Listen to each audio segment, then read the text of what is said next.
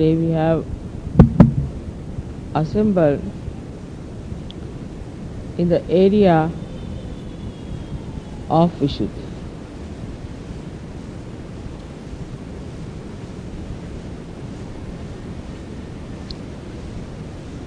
In the Gita, Sri Krishna has described the area as Kshetra, and the one who knows the area is called as Kshetratnya. Yesterday I told you Dnya Agya means the one to know on your central nervous system. So the one who is the knower of that area is the Kshetratnya. Today we are going to know about the Hamsa Chakra. That is the area of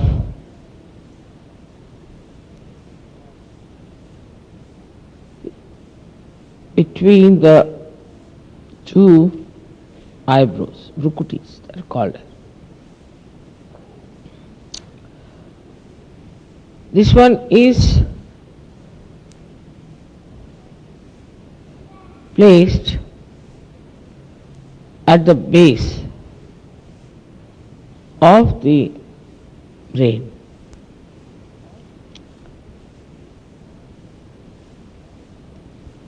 Which is called as Murdha. And this part is the complete controller of the whole of the base of the brain. Again I say base of the brain. And that is a part of the Vishuddhi still.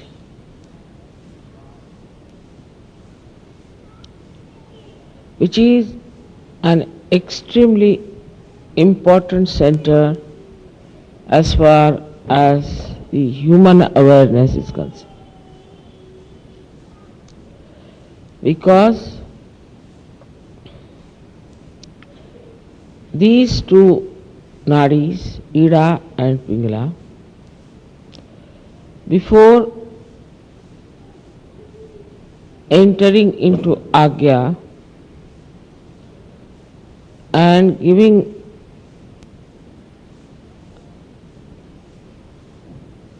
crossing each other, part of them crosses over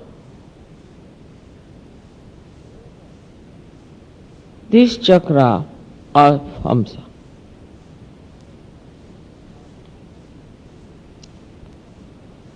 So when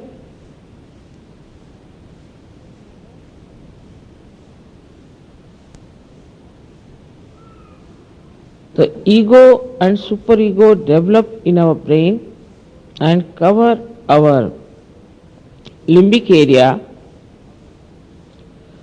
from both the sides the strands which are coming out of the Vishuddhi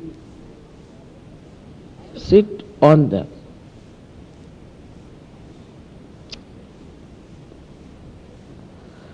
So they also control these two institutions from outside. For example, it crosses like this, goes up like that from Hamsa, and then some strands. Then the others go up again and cross like this and form ego and superego.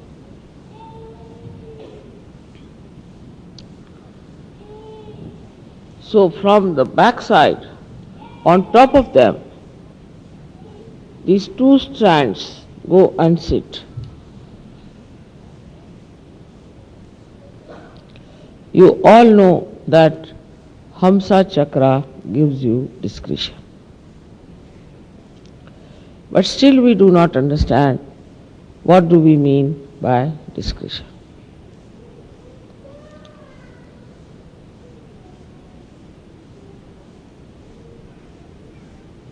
The first and the foremost important center within us is the Muladhara chakra.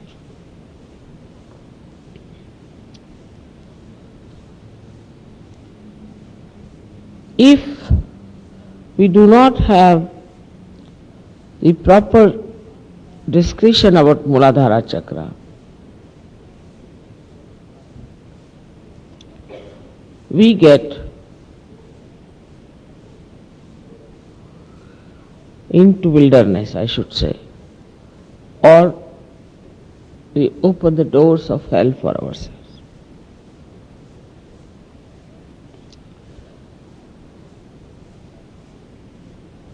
As you know that only the Ida Nadi starts from the Muladhara.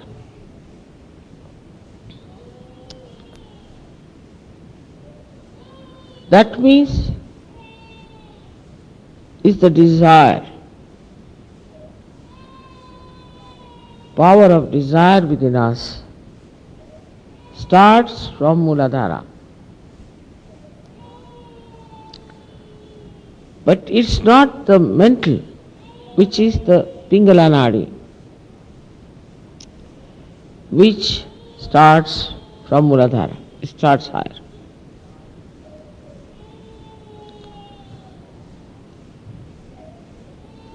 So to have a complete understanding about which child is crying, please take away the child. Yesterday again same thing happened. This is indiscreet. Continuing with the child all the time. Yesterday was the same thing. Immediately you should take out the child.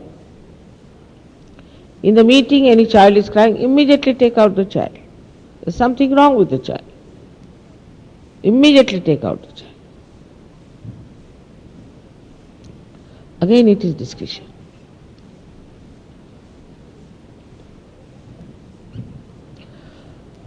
So one thing one has to know that Muladhara chakra cannot be controlled by our mental activity. But if you shift it to the mental activity, then the control over Muladhara is completely lost.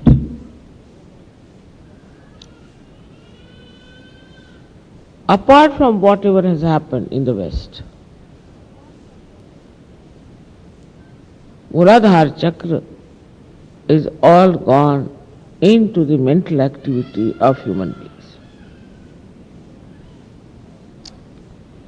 It is so much discussed, talked, it is so much described, written down, so much read, so much put into our heads that it has become a mental activity. So Muladhara doesn't act spontaneously as it has to act.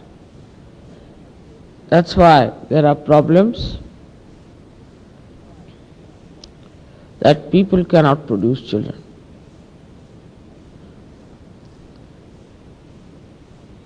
So many become impotent very early because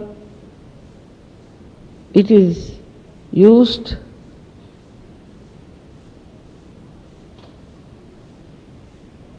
not by the power of desire but by mental activity. Shift. Now you see the light here. It's burning there because there is oil and there is a wick. It is burning. But instead of this oil, you put just water. Will it burn? It won't. Because water is not going to nourish. this light. So the more mental activity you have, your Muladhara gets spoiled. And it becomes uncontrollable.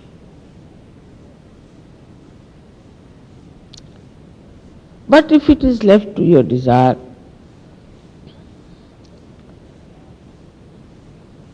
so it becomes spontaneous.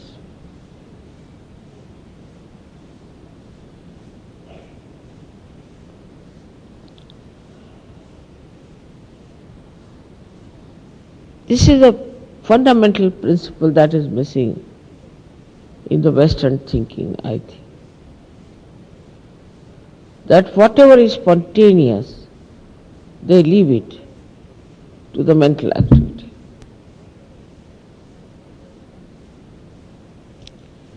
Wherever the mental activity is to be used, you should use mental activity, and wherever your desire and emotions are to be used, you must use your desire power.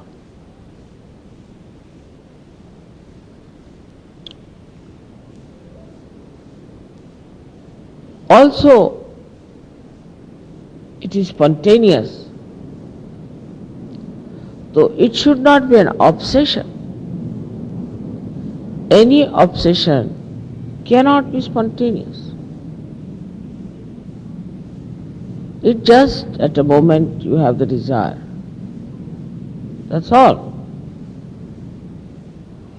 But all the time if it's in your mind, that means you are using water to have the fire.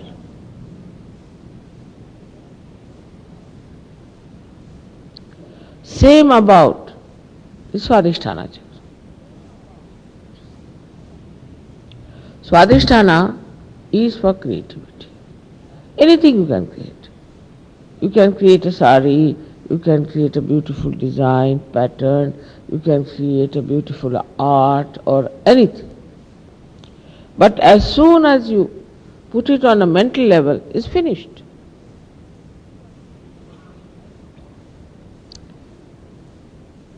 Also in the West, too much discussion is about the art.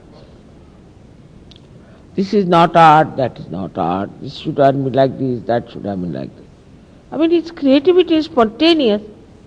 Whatever the artist wants to produce, let him produce. Who are you to judge and criticize? You cannot appreciate anything unless it is brought to the mental level. So now we have critics. And the artists are not spontaneous, they are afraid, they only think, what will the critics say? Even when I am writing the book, when I give it to some Sahajogis to read, they say, Mother, if you write like this, then they'll say like this. I said, let them say, who cares? So then, a critic should criticize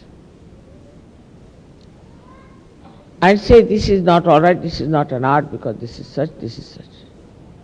So the artists are finishing, art is finishing. Now what is left are critics. So now they don't know what to do with their profession, so they are criticizing each other. So we have only critics criticizing each other. But there is no art now. What to criticize?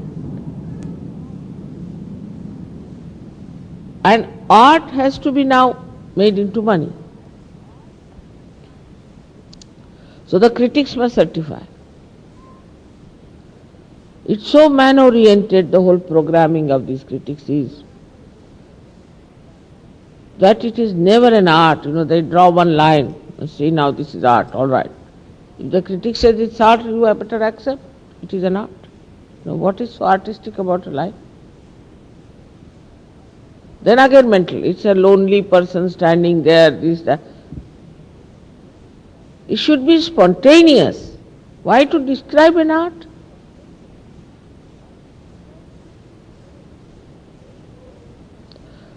So the mental level is so alert and is all the time trying to see things according to certain norms. All these norms are created about something so spontaneous like sex, uh, like art. All bathroom culture is decided by the brain. Nothing is spontaneous. It's such a joke, I tell you. So people become artificial. Art becomes artificial. Your Muladhara becomes artificial. Because it's all now man-made.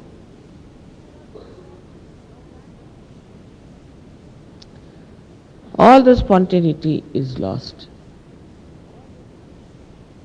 If you see any art from any country, just watch. Why must you react to it? Just watch. As Sahajogis, you should just watch. And the whole thing will start flowing through. Now this Greek tragedy of romanticism. Then the romance of Romeo and Juliet. All is imaginary, is all mental. There is no spontaneity in it. And then you are accept only relationships when there is artificiality, even between husband and wife. Like the husband must bring a flower every day to the wife, show her a flower, as if she's a priest or something. And the wife must, I don't know what they do, all artificialities. And then he must say thank you 10 times to her.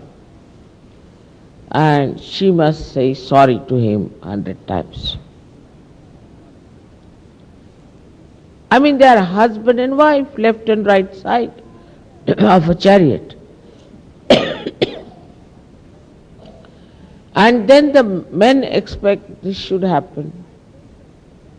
Women expect this should happen.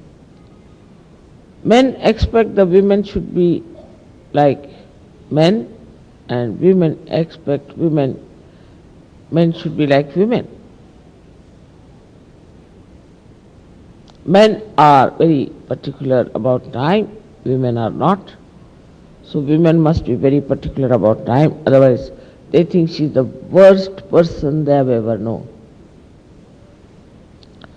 When the woman is, say, more particular about her kitchen or maybe about her dress, so the man would get angry with her because she takes too much time to get ready. It's mutually so indiscreet that the relationship becomes absolutely absurd.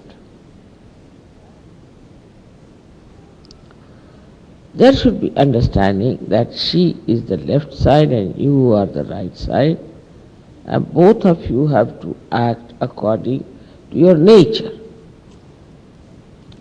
On the contrary, you want to make somebody look so funny, because imagine a man becoming a woman and a woman becoming a man. You see, it's a joke. But that's what is happening. Whatever the men are supposed to do, they cannot do. Whatever women are supposed to do, they cannot do. Whatever the children are supposed to do, they do not do. For example, children in the West will go on asking, why? Who are they to ask why? What is their growth? What is their intelligence? What is their maturity? They cannot be treated like a judge sitting in the court. They are children.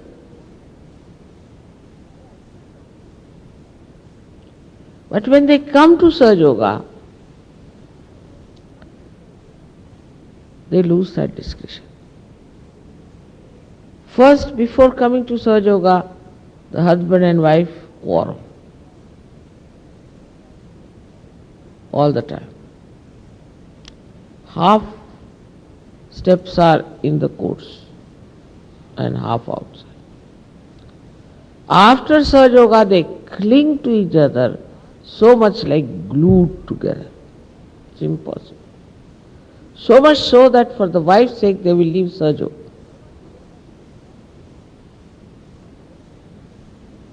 They ruin each other like that. They're glued together. Before Sahaja Yoga, they neglect their children, don't bother. After Sahaja Yoga, they are glued to their children. Then nobody can say a word against the child. The child can go and hit anyone, you cannot say anything. They ruin the child. So the discretion is lost completely in relationships. Whether it is sex, whether it is creativity, whether it is family, anything.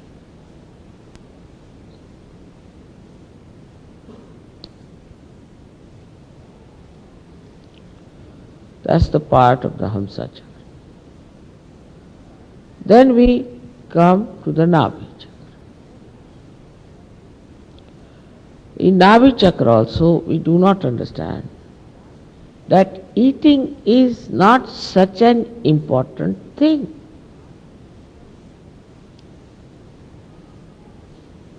Doesn't matter if you don't eat your food today, what does it matter?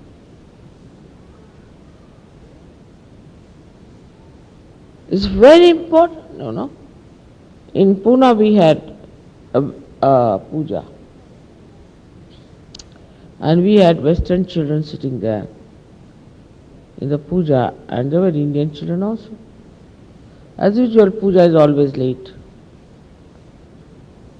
But it was in the evening, Sankrant puja. So the children, Western children, got up at 8 o'clock, whether it's puja or anything, and all marched on for their dinner. It looked very bad. Indians couldn't understand, how can that be?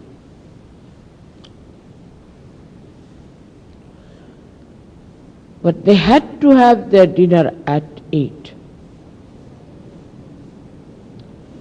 Supposing they don't eat their food at 8 o'clock, what will happen? Will they die?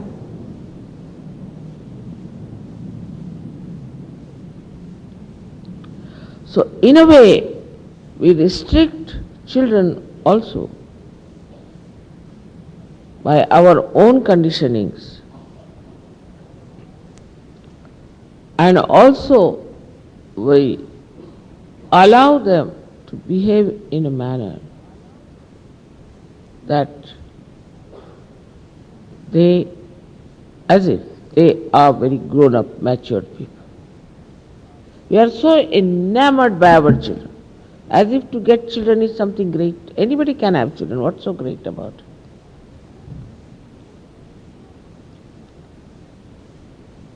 You have to look after children.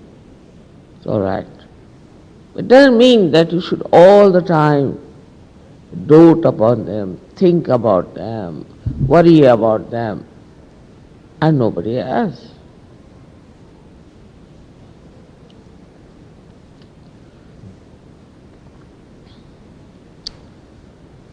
So if you have to enter into the limbic area, which is the Virata's place, which is the, I would say, from Vishuddhi to Hamsa, and then to your limbic area,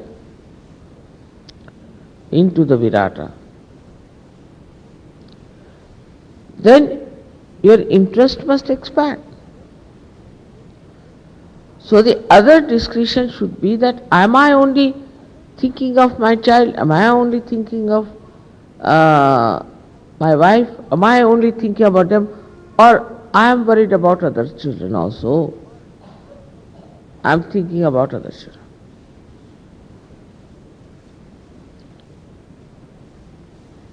I just tell you this because It's such a funny type of a concern we have.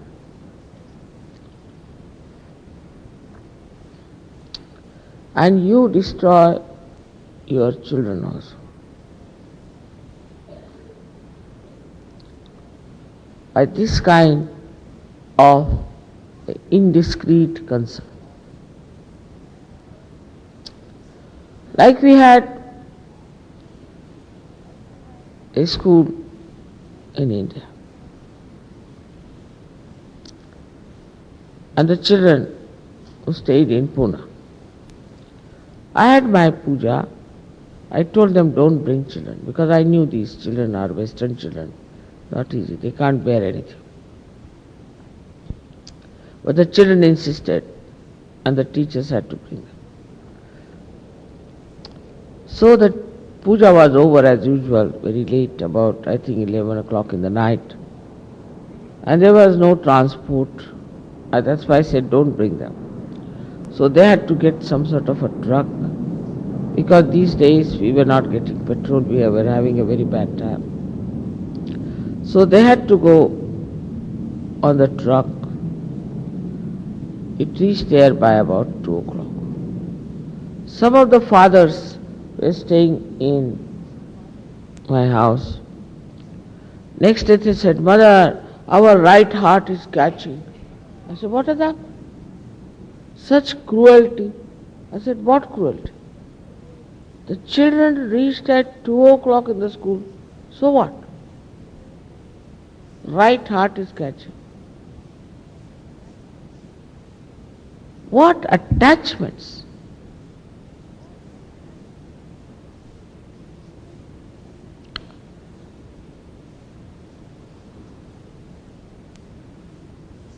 Your children, if they reach at 2 o'clock, what does it matter? Why are you so much concerned about it? They are realized souls. There is God who is looking after them. Why are you so much worried about them?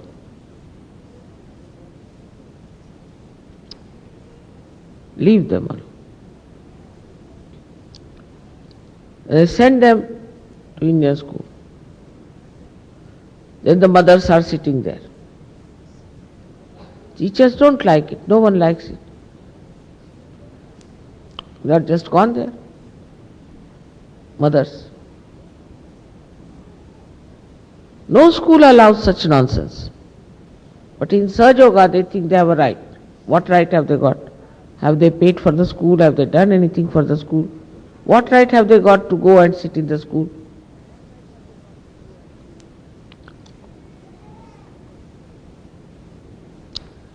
So the discretion should be, we have to bring up our children according to Sahaja culture. The first of the principles of Sahaja Yoga is fortitude. Sahaja Yoga is not meant for such dainty darlings.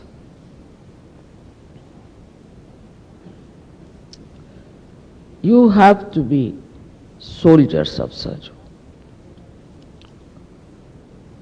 Your children have to be the soldiers of Sahaja Yoga, not the dainty darlings. It's not meant for them. Though they are born realized, you are ruining them by making them dainty darlings. You have to rough it out. You have to make them sturdy. You have to give them self-respect. You have to give them dignity and a fortitude. Forbearance.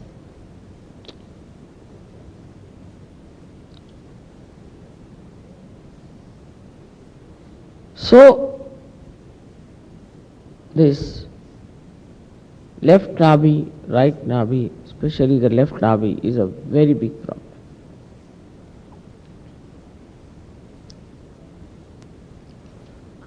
where the woman has to be a Grihalakshmi and husband has not to be a Romeo, but a husband. He has to see how his wife behaves, correct her. That is his job, his duty. He should not shirk it.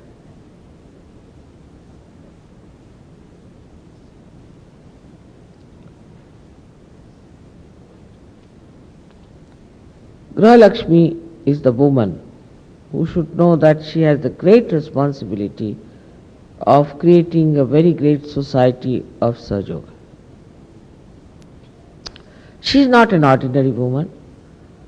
How many women got their realization before?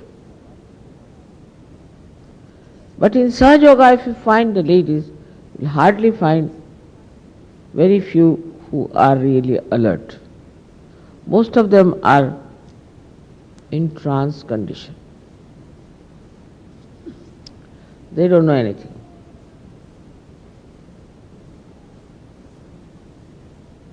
They don't know anything.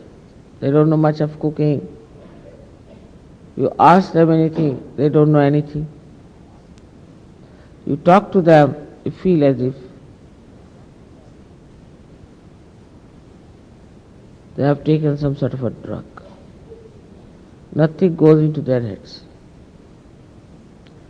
Sometimes one feels it's better I do it myself. It's impossible.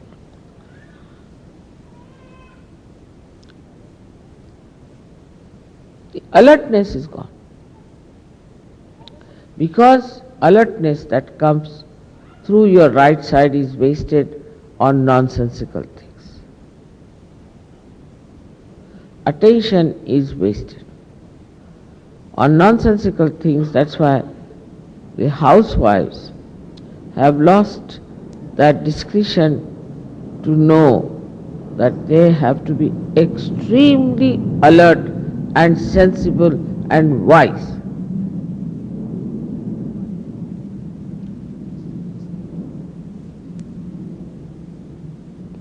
They should know each and everything.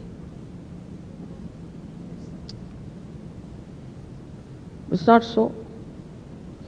They just live in the air somewhere hanging, You don't know what to say to them, how to ask for anything, how to explain anything to them. It's an impossible situation.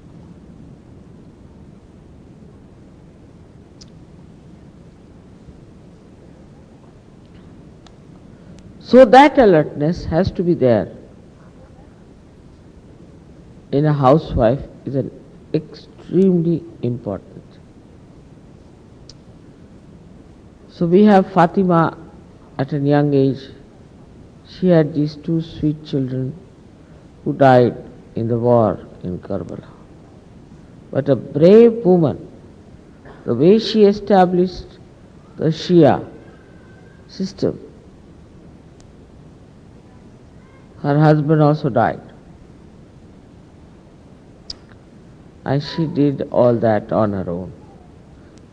Living behind the parda, living behind the walls, she managed everything.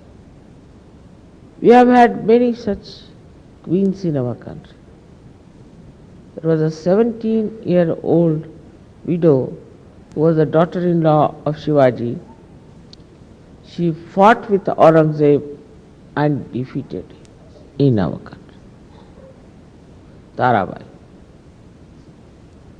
So many of them we have.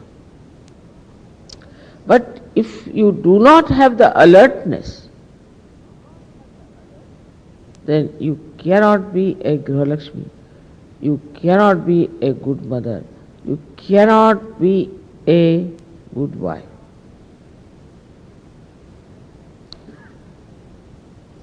There's no slavery in it. They don't know even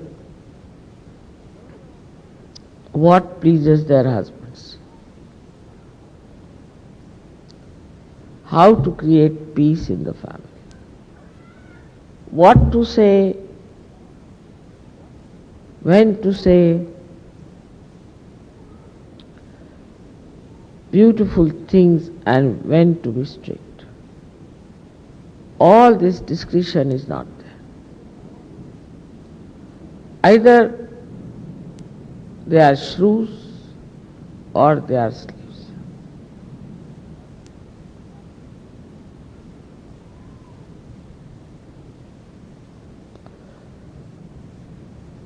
So, Sahaja Yoga is meant for women who are alert, who are wise, who know everything about life. Even they don't know where are the chakras on the feet. Look at your mother, she is a woman. She knows so much. They don't know anything as to how Kundalini passes through these centers, what it does, what she is capable of. But the Kundalini itself is the feminine power. She knows each and everything about you, about her child. Many mothers don't know if the child is taking drugs or is behaving which way. Except for spoiling or beating, there's nothing in between.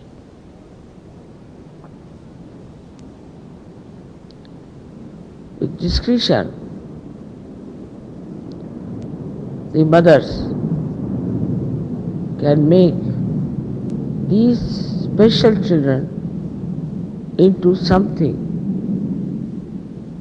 That is my vision about them. But with their indiscretion, they can ruin these children completely.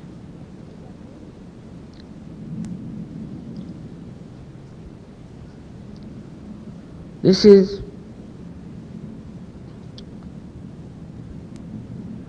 so important that our Hamsa should be all right, that we should be able to create a beautiful home, a peaceful home, not only for our family, but for all the other Sahajogis who come to our house. I don't know how it has come into the brains of Indian women. I don't know how. But if you have to please them, you have to just say, "Sister-in-law, will you cook this for me tomorrow?" That's it. Or if you say, "I'm coming for dinner or lunch," that's the best. They are very much pleased. Oh, just they'll start thinking of what am I going to cook? What does he like? They know about each and every person what he likes. It's not slavishness. If you want to please someone, it's not slavishness. The whole nature is there to please us. Is it a slavish thing to do?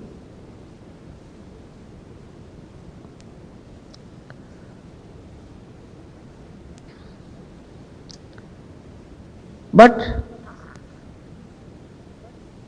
the another side of a woman is she is the Raja Lakshmi and the man who is the king. The discretion at that point is, are you dignified or not? We went to Japan once and they were treating us with great respect. Even in a village. Once we entered a shop because it was raining. So the villagers actually bowed to us. We didn't understand what's happening. And they gave us presents. So we asked ultimately the interpreter, why are they so humble before us? They said, because you belong to royal family. I said, no, we don't belong to royal family. How do they know? No.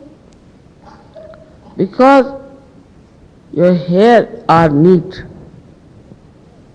your daughter's hair are neat and shiny, and you don't go to hairdressers. Is it a sign? Is it a sign of royal family? Yes. That's how the royal family is. They don't put their head into the hands of somebody else. You were amazed at their reading. Imagine the Japanese thinking like that.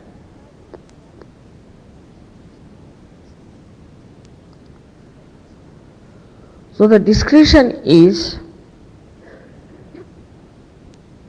that you have to be like a queen, and the husband has to be like a king, but not like the king who killed his 7 wives, but like a king who respects his wife.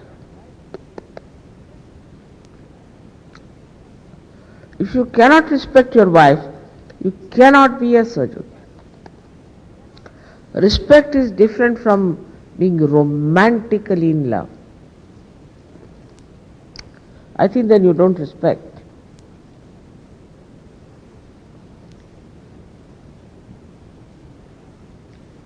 To respect your wife is a very important thing in Sahaja.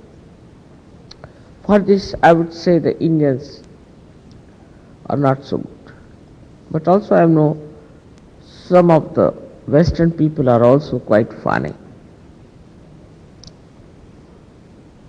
Your dignity is reduced if you cannot respect your wife. Indians, especially in the North India, not in the South, they lack this, respect their wives.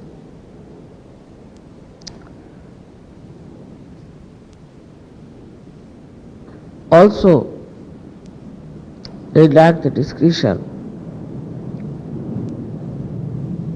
that a wife, if she is not respected, the children will not be respectful to her, and she is in charge of the children.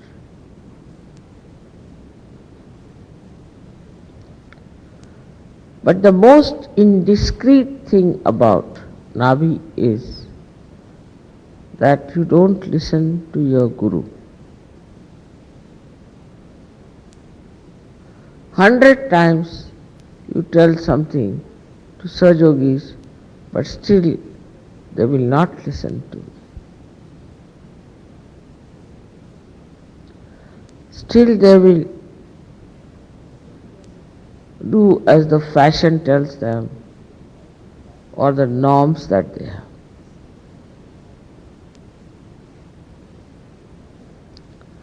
Listening to your Guru,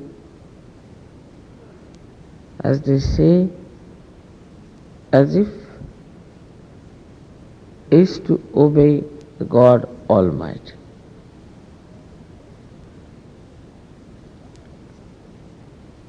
Whatever he said is to be accepted as a great blessing, as a great correction, and is to be followed, not to be just left out as it is.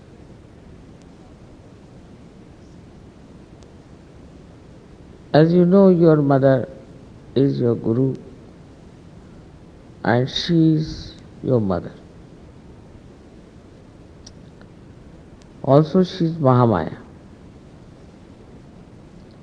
Also she is Adishakti. And she is so gentle. And she is so kind. She says some things to you to correct you. So many lectures I have given of telling you what is important.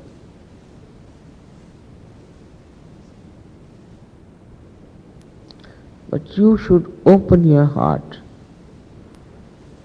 and surrender fully to your Guru, then only you will mature, otherwise there's no way out. I'm sorry to say. I do not like anybody surrendering to me or touching my feet or falling at me. I don't understand that. I mean, I'm not conscious of it, not aware of it. Makes no difference to me. Even when you sing my Jai, I think that you are singing some Mataji Nirmala Devi's Jai in a third person. And sometimes I'm afraid I might say Jai with you. When you are singing Swagat Agat, I always think there's some Mataji Nirmala Devi Swagat song. They are singing somebody else. But for your goodness, for your ascent, for which you have come here, you have not come here just to waste your time, but to ascend. And for that, it is important that whatever I am saying, you have to obey implicitly. But I never say anything which will be uncomfortable for you. I never say you don't take your food or don't drink water, nothing of the kind. But out of laziness, people just don't do many things. Or, if not laziness, then just they do not know how important it is. Or else, they feel nervous. So the discretion is that Guru is Parabrahm, any Guru, Sadguru. But what about the Param Brahma itself, which is your Guru? I do not say things as hearty as the Gurus used to do it. I mean, if you read about them, you would be shocked. But whatever I say, every word, you must note is for your benevolence and for the benevolence of the whole world. And by not obeying that, you are not only spoiling your own chances, but the chances of the whole world. So you understand how important it is. If you are the disciple, if you are blessed by your Guru, all these things are written about them. But I say not only that you are my disciples, but you have got your realization. You are Sajogis. You got all the powers. You know each and everything. You are so special people. For such people, there should not be any difference of opinion. Because you know the same thing all the time. So there cannot be any fight. There cannot be any quarrel. There cannot be any argument. But the discretion should be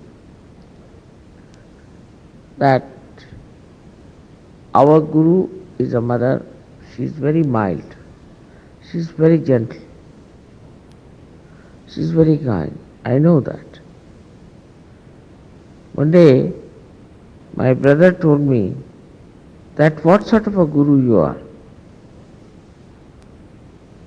When my Guru was teaching me tabla, he used to break the tanpura on my head. And even one percussion I would make wrong, he would bring his hammer, and now I am going to break your nails. I said, there's no need to do all this. Not necessary in sadhu. Because they are self-disciplined. So there has to be the self-disciplination, as you can so call it, on the Hansa chakra, which is the one which knows what is right, what is wrong, through which we work it out. Whatever is the right, that's all we do. Otherwise we don't do whatever is wrong.